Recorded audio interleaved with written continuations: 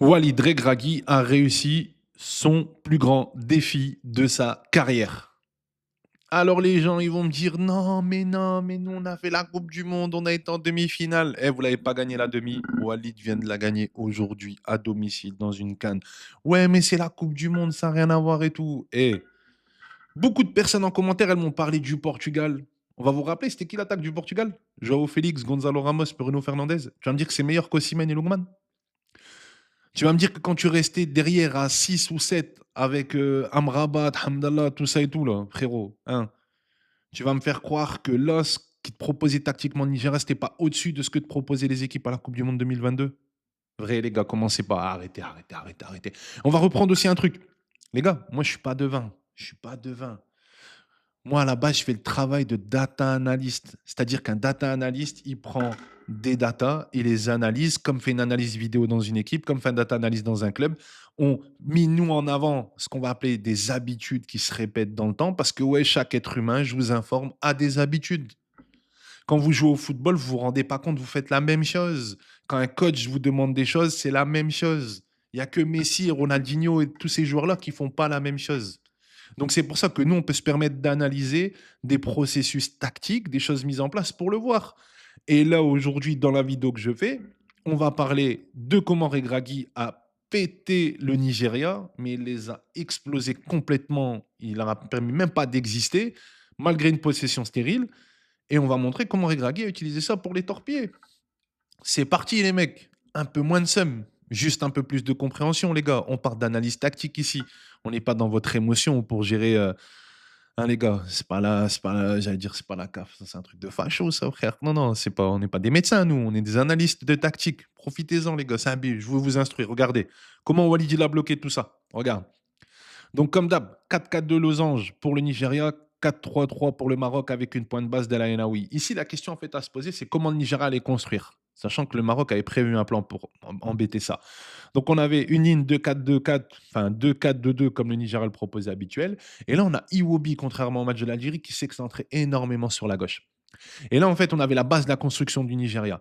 C'était ça qu'il fallait bloquer. Donc, on a retrouvé notre fameux 4-1-4-1 cher à Walid Regragui qui lui a permis d'aller à la Coupe du Monde 2022 et qui permettait aux ailiers de pouvoir intervenir sans cesse sur les deux latéraux qui montaient, mais de faire plus ou moins de bloquer. Trois zones importantes, Osimhen Massina, El Ainaoui et El Kaabi, qui étaient les pions essentiels dans la défense de Walid Regragui. Et on a ce qu'on appelle, nous, le pressing. Et comment le pressing il s'organisait? En fait, c'était très simple. On va reprendre les positions de chacun. On avait le fameux, surchargement, même si ça ne se dit pas, du Nigeria au milieu de terrain, qui fait qu'on avait Hakimi Mazraoui en position de liberté, d'intervenir plus haut ou d'intervenir ici sur le contraire. Et là, El Kaabi s'est mis dans la zone d'Onyedika, chose que Mohamed Amin Amoura de l'Algérie n'a pas fait. Et ce qui a fait que El Kaabi plus bas a submergé lui-même et a bloqué les lignes de passe et de transition pour le Nigeria. Donc quand tu fais ça, le Maroc il vient tout juste de détruire le Nigeria. C'était fini. Donc le Nigeria, par manque de joueurs créatifs et par tout ce qui se passait, ben, passait son temps en fait à tourner entre Calvin et Ajayi. Et là, on avait un 4-4-2 inversé. Et c'est là que c'est rare chez Walid Regragui. Et c'est là que ça change de la Coupe du Monde et que ça change du défi qui était imposé par d'autres équipes. C'est que là, Walid, au lieu de rester derrière, il est monté très haut. Deux lignes de 4 pour aller submerger le Nigeria. C'est du jamais vu chez le Maroc. On se le dise ou non. Vous pouvez regarder n'importe quelle vidéo de mecs qui analysent. C'est du jamais vu de défendre aussi haut avec un El Kaabi. El Kalabi, j'allais dire. El Kaabi très important qui forçait le Nigeria à balancer des longs ballons. Je ne sais pas si vous avez vu, on a eu que ça. D'ailleurs, en parlant de ça, il serait temps de donner du respect à Massina. Parce que le match que Massina a fait contre Osimhen, c'est une masterclass physique. C'est une masterclass de présence technique. Je vais pas vous mentir, j'ai rarement vu un mec tenir à la culotte Osimhen de cette manière-là. Et Osimhen, il aurait pu faire mal. D'ailleurs, Osimhen a pas mal dézonné pour essayer de trouver des solutions qu'il était incapable de trouver avec Massina dos au but. Et je pense que là, les Marocains, vous devez vous excuser devant Massina. Mettez-vous à genoux. Dites pardon à Massina. Adam Massina, respecte-le. Adem, comme on dit. Bref, en tout cas, plan parfait de Walid Regragui pour bloquer le Nigeria. Le Nigeria lui a imposé un défi tactique extraordinaire. Le fait de submerger le milieu de terrain et de répondre de cette manière-là, tu peux le faire seulement quand tu as Mazraoui et Hakimi. Après, maintenant, on va voir dans la suite de la vidéo ben, comment Regragui il a utilisé tout ça pour essayer de piquer le Nigeria, hein. Je crois que je vais la mettre sur YouTube, la suite de la vidéo, si je la mets sur TikTok. Bah, je sais pas, bref, on verra. En tout cas, on verra la suite. Allez, les gars. Comme je vous l'ai dit, défendre, c'est bien beau. Maintenant, il faut attaquer. Forcément, le Maroc doit essayer de répondre. Donc, on va voir un peu ce que Walid leur a proposé. On est toujours sur le schéma de base. On revient donc sur ce fameux 4-4 de losange du côté du Nigeria et 4-3-3 point de base du côté marocain. Avec ce fameux triangle important, hein, Saïbari, El Khanous et El Ainaoui, qui est pour moi l'un des meilleurs milieux de terrain actuellement d'Afrique, voire même peut-être du monde ou d'Europe.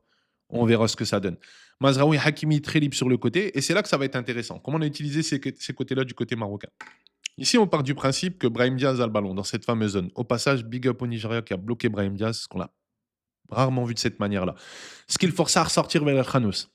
Quand El Khanous sortait, en fait, il y avait forcément une possibilité de pouvoir, ce qu'on appelle, nous, dans le jargon, fixer et renverser. Donc, on passait très vite d'un côté à l'autre. Je ne sais pas si vous avez vu, on cherchait toujours à l'opposé du côté marocain pour jouer la supériorité numérique, soit de la part de Mazraoui, Abdé ou Saïbari, 3 contre 2, 2 contre 1, mais on avait toujours cette méthodologie-là. Et c'est pareil pour le côté gauche.